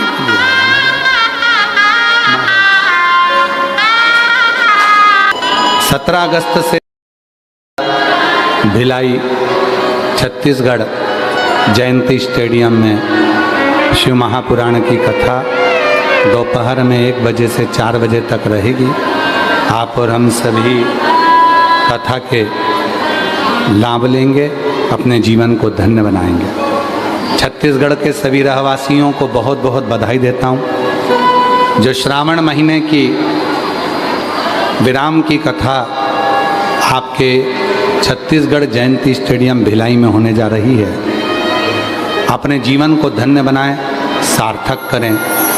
बार बार ये मौका नहीं मिलता बाबा की कथा में पहुंचकर अपने मन की बात कहकर अपनी झोली को खुशियों से भरें। 25 अगस्त को प्रदोष की कावड़ रहती है। जो प्रदोष की कावड़ अब की बार भौम प्रदोष की पड़ेगी। मंगला गौरी के दिन ही बाबा की कृपा से सुबह 9 बजे माँ सीवन के तट से कावड़ भरी जाएगी और कुबरेश्वर धाम 11 किलोमीटर जाएगी। कई लोग उस कावड़ का दर्शन करने आते हैं, कामना कावड़ रहती है, बाबा की उस कावड़ का दर्शन कर अपने जीवन को धन्य बनाते हैं। 11 से 17 सितंबर तक 11 से 17 सितंबर तक उचाहार, रायबरेली, उत्तर प्रदेश में शिव महापुराण की कथा रहेगी और उसका लाभ आप और हम सब उत्तर प्रदेशवासी लेंगे। 20 सितंबर से 26 सितंबर तक अग्रवाल महिला मंडल का जो आयोजन रहता है वो अपने अपने घरों में रहकर ही उसका लाभ लें, क्योंकि इतना अग्रवाल महिला मंडल अग्रवाल धर्मशाला में इतनी जगह नहीं रहती है, तो घर से ही उस कथा का लाभ लें। 13 अक्टूबर से 17 अक्टूबर निवाली बड़वानी मध्य प्रदेश में कथा रहेगी। 30 अक्टूबर से 5 नवंबर उन्नाव उत्तर प्रदेश में कथा रहेगी। 24 फरवरी से 2 मार्च 2027 सिरसा हरियाणा कथा रहेगी तारा बाबा जी की कुटिया में। भावों से आप सब बाबा को अपने मन का बात कहेंगे। बहुत जल्दी जल्दी नहीं बोलते हुए आराम आराम से बोलना, प्रार्थना करना, विनय करना, निवेदन करना, हृदय से बाबा को अपने मन का भाव करना। प्रार्थना करिएगा, साथ में बोलिएगा, हृदय से बोलिएगा और अपने मन की बात शिव को कहिएगा।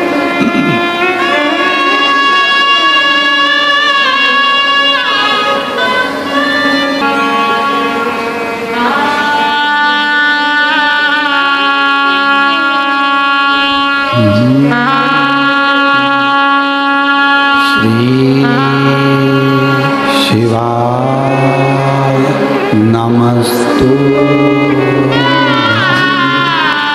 श्री शिवाय नमस्तु। श्री शिवाय नमस्तु। श्री शिवाय नमस्तु। श्री शिवाय नमस्तु। भोला सब दुख काटो, ओ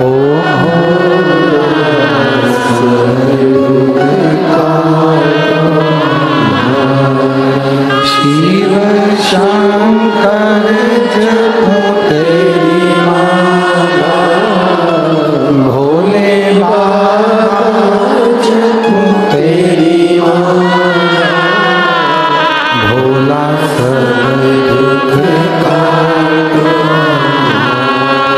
ओ भोला सब दुख काटो। देश है मंगल,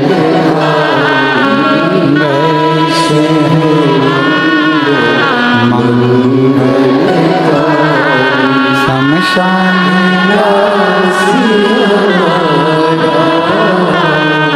शमशान वासी,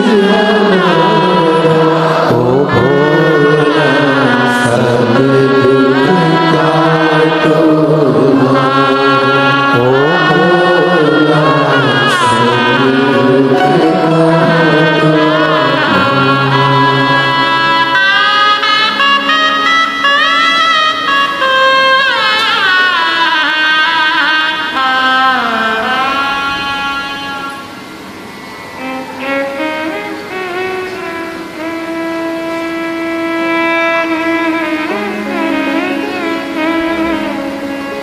बाबा देव अधिदेव महादेव, भगवान ओगरदानी, त्रिकालदर्शी, कैलाशी, विनाशी, भगवान शंकर की पवित्र कथा कर रही है।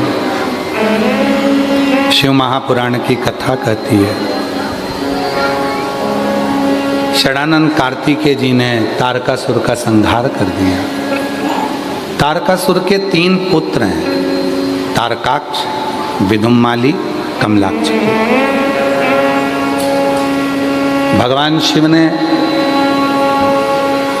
पशुपति नाथ रूप रखकर इन तीनों का संहार कर दिया। 3 चीजें हुई, एक पाशुपत अस्त्र हुआ, एक पाशुपत योग हुआ और एक पाशुपति व्रत हुआ।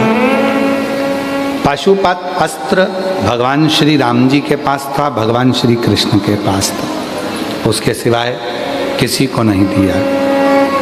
पाशुपत योग ये भी भगवान कृष्ण को प्राप्त हुआ। पर संसार के कल्याण के लिए शिव महापुराण ने पशुपति व्रत दिया। ना हम पशुपत अस्त्र प्राप्त कर सकते हैं, क्योंकि हमारा और आपका इतना तप नहीं है, बल नहीं है कि हम भगवान से अस्त्र ले लें। ना हम पशुपत योग कर सकते हैं जो भगवान कृष्ण ने किया। तो संसार के कल्याण के लिए भगवान शिव कहते हैं, हे पार्वती, दुनिया के कल्याण के लिए मैं ये पशुपति व्रत देता हूँ। ये वो व्रत है जो जीव अपने हृदय से जब 5 सोमवार सुबह और शाम मेरी आराधना कर कर प्राप्त करता है तो वो मनवांछित फल की प्राप्ति कर लेता है। ये वो पशुपति है। उसी पशुपति व्रत का फल है जो इतने ये पत्रों, हम ज़्यादा यहाँ पत्र पढ़े नहीं, क्योंकि पिता के घर में आए थे तो पिता की ही चर्चा करना थी, इसलिए हमने यहाँ पर ज़्यादा पत्र पढ़े नहीं। एक पत्र है, मैं संध्या कुमारी पति अरविंद गुप्ता, शैलपुत्री वाराणसी की हूँ, कहीं बैठी हो तो आ सकती हैं, आ जाइए बेटा। गुरुजी, मेरा लड़का है 7 साल का, जो उसकी आवाज़ से बोल नहीं पाता था, ठीक नहीं थी उसकी आवाज़, शब्द निकलते नहीं थे। 7 साल हो गए थे वो बोलता नहीं था। डॉक्टरों का इलाज करा कर थक गई थी। तब सतुआ बाबा जी ने कथा कराई। उस कथा में बैठकर मेरे अपने लड़के को मैंने उस कथा में बिठाया। काशी का, उत्तर प्रदेश का, महाराष्ट्र का, मध्य प्रदेश का ऐसा कोई डॉक्टर नहीं जिसको मैंने अपने लड़के का इलाज ना करवाया। पर लड़का वॉइस निकाल नहीं पाता था, बोल नहीं पाता। 7 साल का था। आखिरी में किसी ने कहा सीहोर वाला बाबा कथा करने के लिए काशी में आया है, पंडाल में बैठकर जो मांगो वो मिलता है। मैं अपने लड़के को लेकर पंडाल में पहुंच गई। सतुआ बाबा कथा कराए। वहीं पंडाल की मिट्टी को मैंने अपने बेटे के गले में लगाया।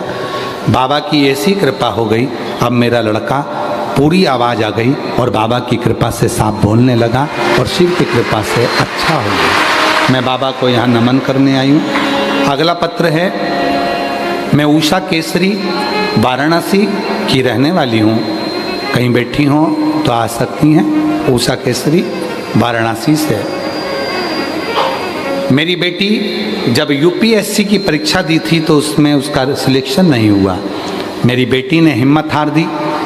तब मेरी बेटी से मैंने कहा कि सीहोर वाला बाबा कथा करता है, उस कथा को पंडाल में बैठकर जब अपन सुनेंगे तो वो फल जरूर देती है।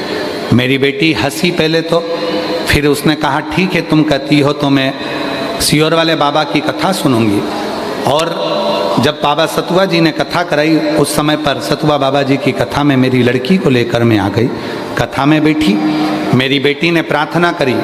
पहले तो हंस रही थी कि क्या ऐसा होता है कि सीहोर वाला बाबा कथा करे और उसमें जो बैठकर मांगो वो मिल जाएगा। मेरी बेटी पहले हंसी, फिर कथा सुननी और बाबा ने ऐसी कृपा कर दी कि मेरी बेटी का यूपीएससी में सिलेक्शन हो गया। आज वो मेडिकल ऑफिसर के पद पर नियुक्त हो गई। और बाबा की कृपा से बाबा ने ऐसी करुणा कर दी, 34 साल की हो गई थी, नौकरी के लिए तलाश करते करते नौकरी भी हो गई, शादी भी हो गई और बाबा की कृपा से उसका सिलेक्शन अच्छा हुआ। बेटे का भी सिलेक्शन इंजीनियरिंग के पद पर हो गया। बाबा, जब से आपकी कथा पंडाल में सुनी है तब से कोई कमी नहीं रही है और आज फिर पंडाल में सुनकर जा रही हूँ। बाबा खूब रहे। शिव शिव है, शंकर शंकर है। एक पत्र है, झोले पर लिखा है, झोला भी पूरा नहीं है। मेरा नाम पूनम है, मेरे पति का नाम बबलू मौर्य है। कहीं बैठे हो तो आ सकते हैं। पूनम बबलू मौर्य, रामनगर वाराणसी की रहने वाली हूँ। मेरा मोबाइल नंबर ये है। शादी 2008 में हुई थी। 2008 के बाद कई वर्ष निकल गए पर संतान का सुख नहीं आया। ऐसे करते करते अब 2008 से जरा अंदाज़ा लगाइएगा कि 2008 में विवाह हुआ था, जब से बच्चे नहीं हुए। हर तरह से हिम्मत हारी, डॉक्टरों का इलाज करा करा कर थक गई। तब किसी ने कहा कि सियोर वाले बाबा की कथा सुनो।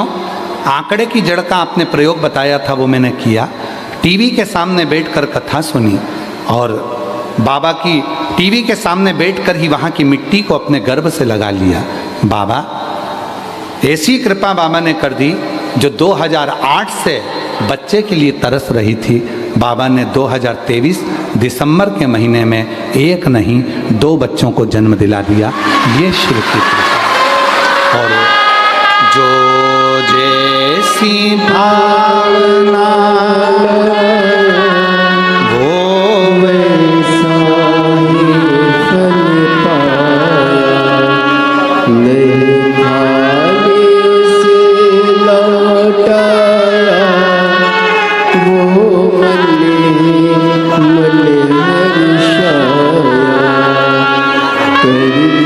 बहन कह रही है, बोलता नहीं था, 7 साल का हो गया था, अब बाबा की कृपा से बोलने लगा। ये शिव की उदारता है। एक बार जोरदार ताली।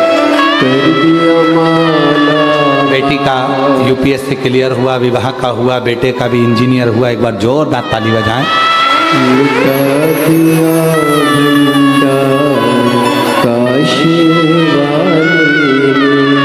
लुटा दिया भंडार काशी वाले, और कर दिया माला माल काशी वाले। तारकासुर के 3 पुत्र हैं, तीनों का संहार किया भगवान शिव पशुपति नाथ बनकर विराजमान। शिव का भक्त, शिव का उपासक अपने जीवन के लक्ष्य तक पहुंचाने का प्रयास करता। महाराज,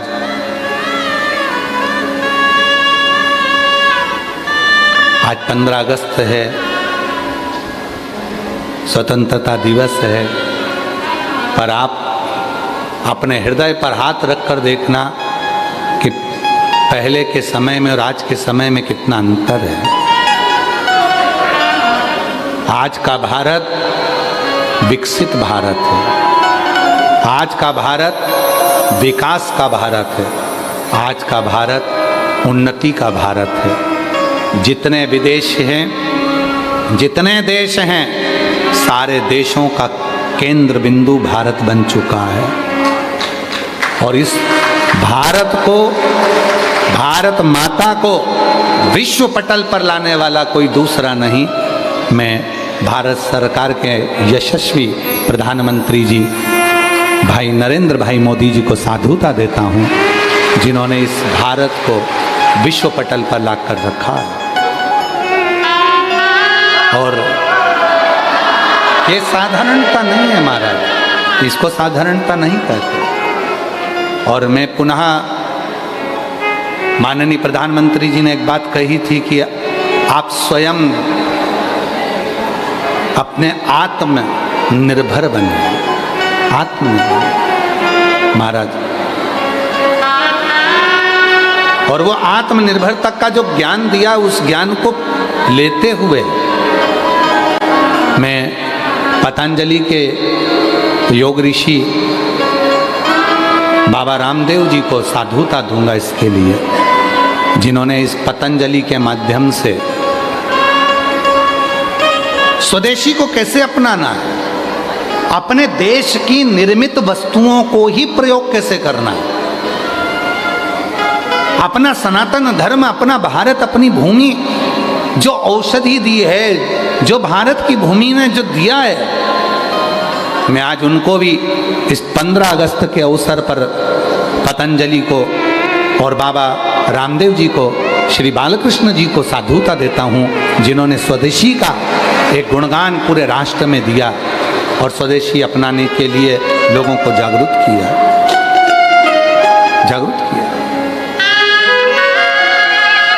ये हमारा भारत हर एक को जोड़कर चलता है, ये तोड़कर नहीं चलता। वो एक लाइन आती है, कोई सिख कोई शिव कथा कहती है, पशुपति व्रत का महत्व बताया। 5 सोमवार को होता है। सुबह जो पूजन की थाली मंदिर जाती है, वही थाली शाम को मंदिर पहुंचती है। 6 दिए मंदिर में जाते हैं, 5 दिए मंदिर में जलाए जाते हैं। प्रज्वलित करे जाते हैं। छठा दिया घर के देहरी पर दरवाजे के पास राइट हैंड में जलाया जाता है। प्रसाद के 3 हिस्से होते हैं, 2 हिस्से मंदिर में छूटते हैं, 1 हिस्सा अपने साथ आता है। भोजन करने से पहले प्रसाद का 1 हिस्सा पाया जाता है। 5वां सोमवार जब पूरा होता है तब श्रीफल, 108 चावल के दाने या जो भी आप दे सकते हैं वे और भेंट बाबा को समर्पित करी जाती है। व्रत पूरा की पूरा वैसा ही होता है जो पहले में होता है।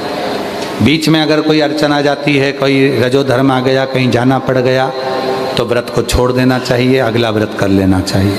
पर गिनती में 5 ही व्रत करे जाते हैं। मंदिर एक ही लिया जाता है, उसी मंदिर में 5 व्रत हों।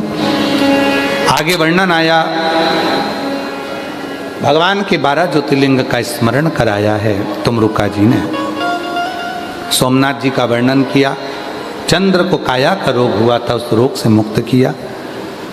षडानंद बाबा जो रुष्ट होकर गए थे उनको मना कर लेकर आए। षडानंद बाबा के लिए मल्लिकार्जुन के रूप में विराजमान हुए। दूषण नाम के राक्षस का संहार करने के लिए बाबा महाकाल बन जाते हैं। विंध्य पर्वत को दर्शन देकर ओमकारेश्वर बन जाते हैं। नर नारायण को दर्शन दिया, केदारेश्वर बन गए। कुंभकर्ण की पत्नी करकटी के पुत्र भीम का संहार करा तो भीमा शंकर बन गए। मनु शत्रुपा को दर्शन देकर स्वयं काशी की नगरी में विश्वनाथ बनकर विराजमान हो जाते हैं। गौतम बाबा पर गौ हत्या का दोष लग गया। दुनिया का रीति है दोष लगाने की, अपशब्द कहने की, पर जिसके साथ विश्वनाथ वो कभी ना हुआ अनाथ। गौतम बाबा पर गौ हत्या का दोष लगा था, उस दोष से मुक्त होने के लिए ब्रह्मा विष्णु महेश शिवलिंग के रूप में प्रकट हो जाते हैं, त्र्यंबकेश्वर के रूप में विराजमान। अगला वर्णन आया है, रावण शिव जी के शिवलिंग को लेकर जाता है, बाबा वैद्यनाथ जी के रूप में विराजमान होते हैं। दारुक नाम के राक्षस का संहार कर कर भगवान नागेश्वर बन जाते हैं। राम जी द्वारा पूजित होकर रामेश्वर बन जाते हैं। सुधर्म नाम के ब्राह्मण की पत्नी घूष्मा के बेटे को जीवित करते हैं तो कृष्णेश्वर बन जाते हैं। पीपल के पेड़ के नीचे बैठते हैं तो पिपलेश्वर बन जाते हैं। बड़ के पेड़ के नीचे बैठते हैं तो बटकेश्वर बन जाते हैं। गंगा के तट पर बैठते हैं तो गंगेश्वर बन जाते हैं। और आपके दिल में बैठते हैं तो कुबरेश्वर बन जाते हैं। बाबा के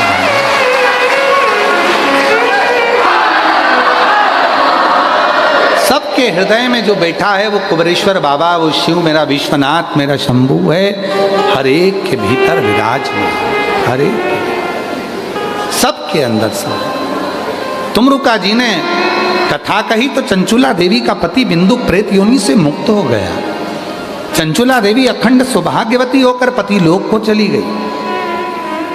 शिवजी अपने मस्तक पे से बेलपत्र उतार कर शिवपोथी को समर्पित कर कर कहा, तुमरुका जी जब घोर कलयुग चल रहा होगा, चारों तरफ एक दूसरे को लोग मारने काटने के लिए तैयार खड़े होंगे, कोई किसी की सुनने को तैयार नहीं होगा, एक दूसरे से विवाद करेंगे, तब उस कलिकाल में ये शिव महापुराण की कथा एक ऐसी होगी जो सबको जोड़ देगी, सबके भीतर के विकारों को निकाल देगी। जो पंडाल में बैठकर शिव महापुराण की कथा को तुमरुका जी श्रवण करेगा, जहां बैठकर इस कथा को वो सुनेगा, जो अपने हृदय में रखकर मांगेगा, शिव कहते हैं मैं उसके दरवाजे पर पहुंचकर उसकी झोली खुशियों से भर दूंगा। ये पवित्र पावन शिव महापुराण की कथा ऑनलाइन बाबा विश्वनाथ जी की धरा से चल रही थी, आज विराम की ओर जा रही है। इस कथा के इस दिव्य आयोजन को छोटी सी जगह में गागर को सागर में, सागर को गागर में समाहित करा है। मैं सतुआ बाबा जी को इसके लिए साधुता दूं।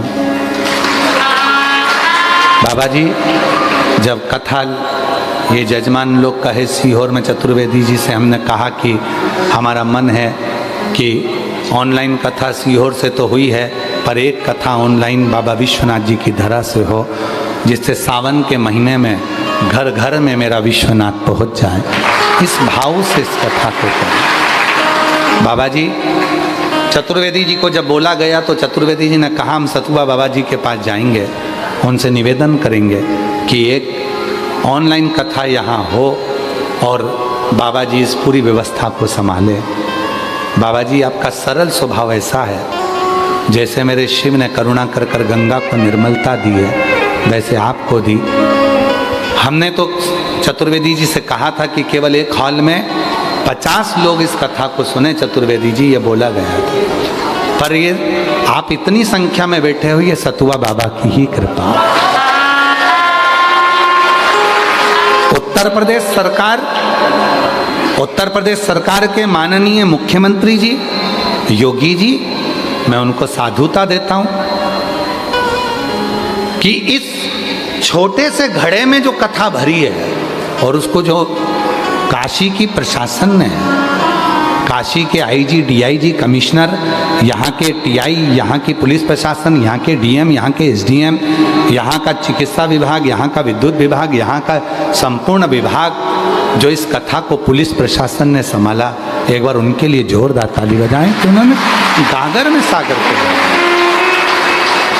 मैं इस हॉल के जो भी ऑनर हैं, इस हॉल का जिन्होंने ऑनर हैं, जो भवन है जिन्होंने दिया, उनसे भी मैं आज क्षमा चाहूँगा, क्योंकि आपसे भवन लिया गया होगा तो 50-100 लोगों के लिए लिया गया होगा, पर आपके भवन में आज इतने सारे लोग बैठे हैं, आपको भी लग रहा होगा कि इसे कचरा कर कर चले जाएंगे, सब कुछ गड़बड़ कर कर चले जाएंगे, पर मैं क्षमा चाहता हूँ आपसे कि आपके भवन में हजारों लोग जो भराए हैं, आए हैं कथा सुनने के लिए, इनके चरण पड़ गए ना तो ये भवन भी आपका कृतार्थ हो गया। जिस होटल में हम ठहरे, वहाँ के ओनर मिश्रा जी को, उनके पूरे परिवार को साधुता देता हूँ। संजय जी, आपको भी साधुता देता हूँ, जो आपने पूरी बाहर की व्यवस्था को मैनेज किया, वहाँ आपने अपनी आयोजक स्वयं बनकर उसको संभालते हुए उसको करवाया। टेंट है, पीछे की पूरी एलईडी व्यवस्था है, हम उसके लिए आपको साधुता देते हैं। क्यों? क्योंकि जो ये कथा करवा रहे हैं ये 9 लोग, ये कोई इतने करोड़पति या धनपति या वैभवपति नहीं है, सब छोटी छोटे काम धंधे हैं। किसी की दुकान है बाबा जी, किसी का कोई काम है, किसी का कोई काम है, कोई किसी के यहाँ नौकरी करता है, कोई किसी के यहाँ नौकरी करता है।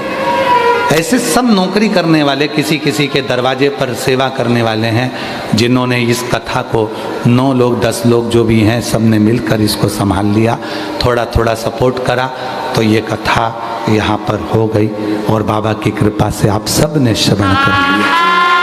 सब मैं पुनः मिंटू भैया आपको, जायसवाल जी आपको, अग्रवाल जी आपको, बंसल जी आपको, गोयनका जी आपको, नोएडा वालों को, बठिंडा, यहाँ हरियाणा वालों को, सबको साधुता देता हूँ कि ये कथा आप सबकी थी, और केवल कथा आपकी नहीं, मेरे बाप की, विश्वनाथ जी की भी थी। मेरे पिता, मेरे बाबा विश्वनाथ जी ने ये कथा करवाई। आज इस कथा के मध्य में लाइट बाबा आए, हनुमानगढ़ी से संत श्री पधारे, वाराणसी से संत श्री पधारे, संतों का दर्शन बीच बीच में, काशी विश्वनाथ के पंडित जी का दर्शन, आचार्यों का दर्शन हुआ। ये पूरी कथा आस्था चैनल के माध्यम से आप लोगों ने घर बैठकर सुनी है। खूब जिन्होंने इस कथा को श्रवण करा, हृदय से सुना, आप लोगों का जो सहयोग मिला उसको अपने हृदय में उतारिएगा, दिल से इस कथा को संजोइएगा, दिल से संजोइए। और बाबा जी कह रहे हैं कि फिर जल्दी आएँ, बेटियां भी रखी हैं, अभी ना जाओ छोड़ के, आजा आजा, लिया लिया लिया लिया लिया।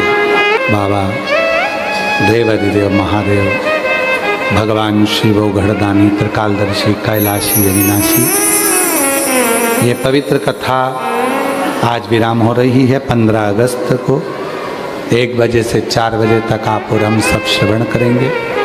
17 अगस्त को भिलाई छत्तीसगढ़ जयंती स्टेडियम में 1 बजे से 4 बजे तक कथा श्रवण करेंगे।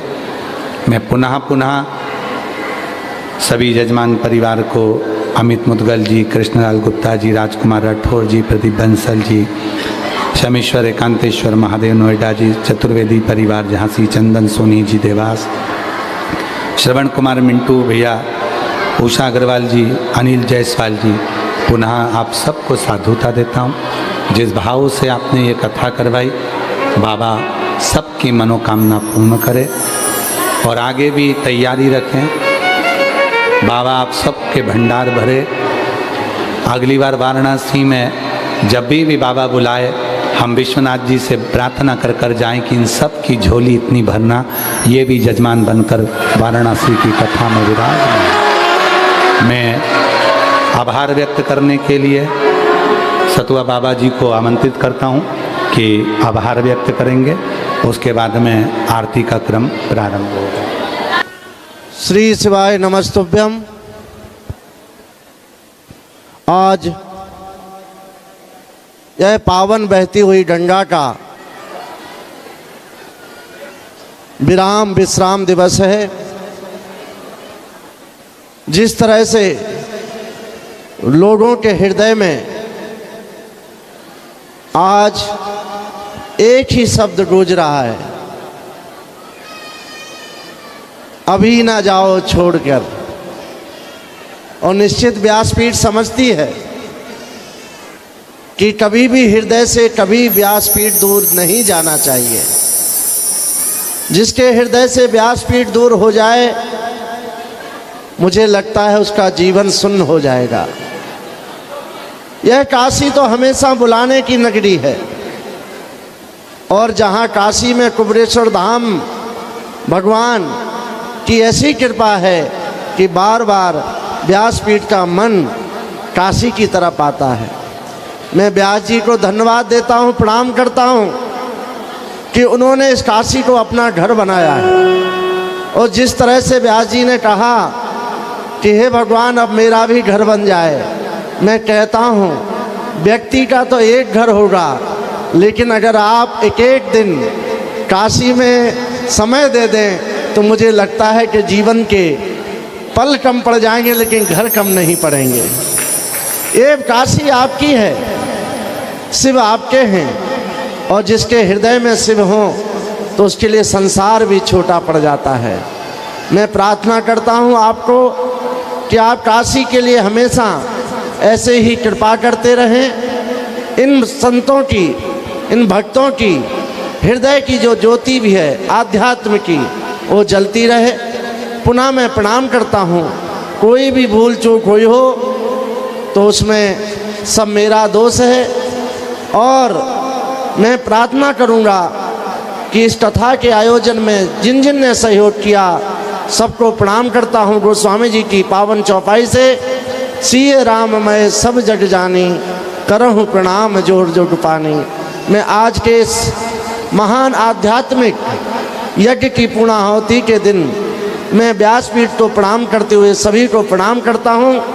और जल्द ही मेरी प्रार्थना इस पावन शिव पुराण में है कि जल्दी ही काशी के भक्तों को पुनः व्यासपीठ पर यह बेलपत्र चढ़ाने का शुभ अवसर प्राप्त हो। ऐसी मंगल प्रार्थना के साथ आपको प्रणाम। जय सिया राम। बहुत बहुत साधुवाद सतुआ बाबा जी। विश्वनाथ की धरा हमारे पिता का घर है, और बाबुल के घर से जाने का मन तो नहीं होता है, पर बाप के घर से भी पिता कहते हैं कि खुशी खुशी खुशी खुशी